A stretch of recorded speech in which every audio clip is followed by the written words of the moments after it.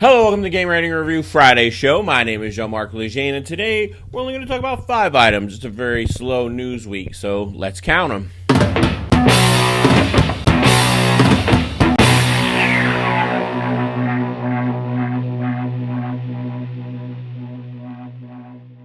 Number 1, a game industry analyst by the name of Gaming Vault is claiming that there will be backwards compatibility for the PS5 as soon as 2019. Now, I've heard this before, but the interesting thing is that since PlayStation wants to compete with Xbox, that their next generation of console will be backwards compatible to the PS4. This is something that's bound to make people happy, especially if you think that this new iteration of consoles is coming too soon. So I hope he's wrong. I hope they go to 2020. That would give me time to still explore my PS4. But if the PS5 is backward compatible, that shouldn't be a problem. But I just bought a PS4 Pro. I mean, I don't want to go out and buy a new system already.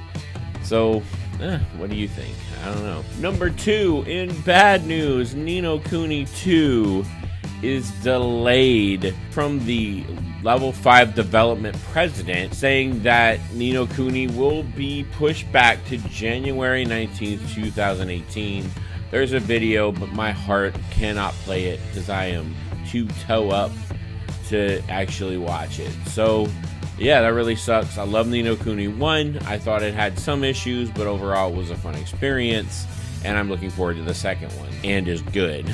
Number 3, did I mention it was a slow news week? Well, hey, guess what? In Japan, they're gonna have Pikachu McFlurries. Yes, and there'll be different cups to have them in. One of him smiling, frowning, winking, being happy.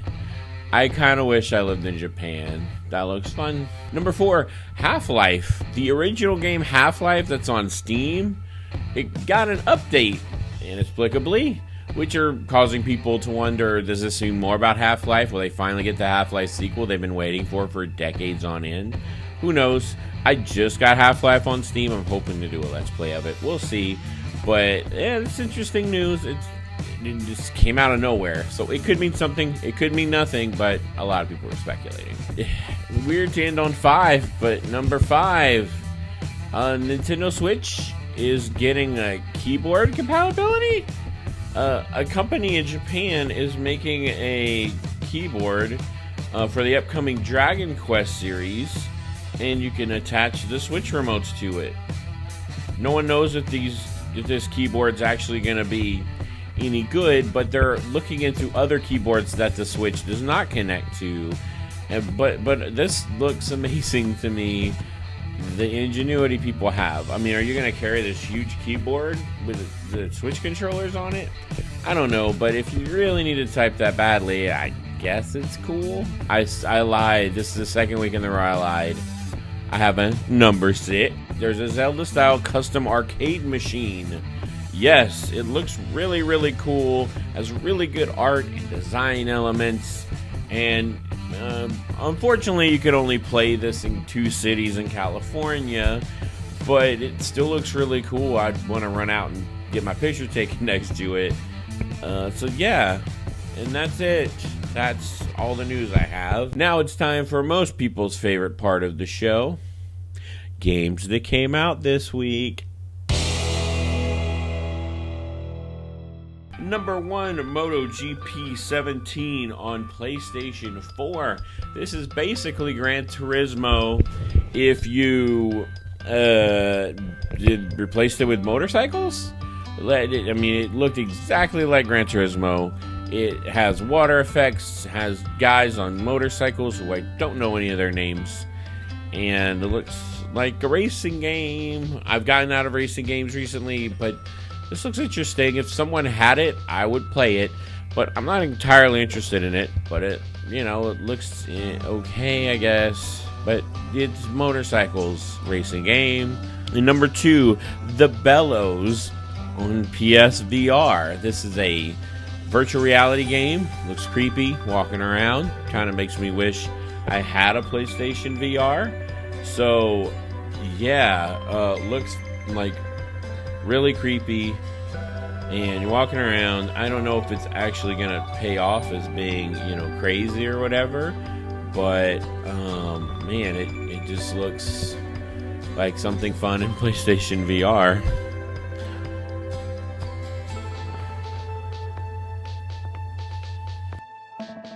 Number 3, Black the Fall. This is something, it's a 2D side-scrolling adventure where you use puzzles to go on, akin to something like Limbo. And it's very dark, looks very fun, and you have a robotic dog that goes on these adventures with you. Can you go in a straight line to the right and make it through this adventure? Who knows? But this game, in my opinion, looks extremely fun. Number 4, Derelict Fleet. This is a super basic looking flight game, kind of akin to Wing Commander. More like Wing Commander than Star Fox, but yeah, you're just flying around shooting stuff. Looks very, very basic, but hey, you gotta start somewhere. Number 5 is another PSVR game, Fantastic Contraption. This actually looks extremely fun, extremely inventive, and got a ton of awards.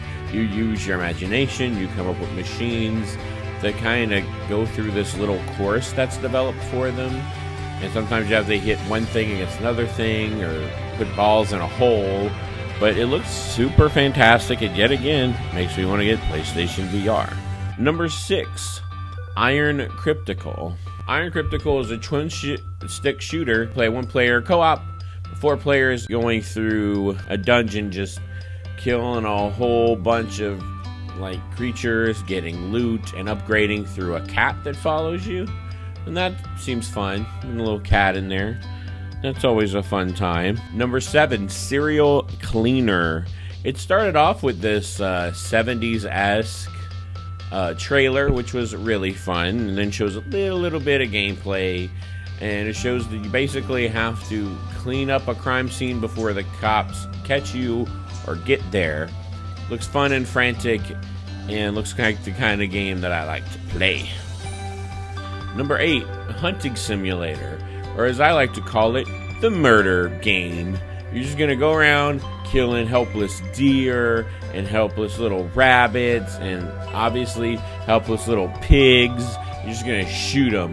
You're just gonna shoot them with your gun. You're gonna hunt them down like the animals they are, and you're going to shoot them. And oh, you're not done with them? Why don't we kill a big ass bear? And you know what? Let's gloat over it with points. Yeah, I get points for killing a helpless bear. He was just eating honey, talking to Piglet. He wasn't hurting anyone. I can't believe this game exists. You should be ashamed of yourselves, game developers. And number 9, Final Fantasy XII: The Zodiac Age. This is a remake of Final Fantasy XII. And yeah, my brothers hated this game. They hated the story. They hated the leveling up system. They hated all the characters. So I don't know if I'm gonna play this game. I've heard so many mixed things about this game. I think too many people compare it to Final Fantasy X, and way too many people compare it to Final Fantasy VII, and just say it sucks. So I don't know, it looks fun to me, but I've never played it. I just went off the warnings of what my brother said. I hope they were right, but kind of hope they were wrong, because it kind of looks really, really good. But these are just cutscenes, but still, it looks fun. Well, this has been the Friday Show. My name is Jean-Marc Lejean. Please hit that like and subscribe button if you like what you see. And remember that you have all the news. Now do whatever you want. Thanks for watching.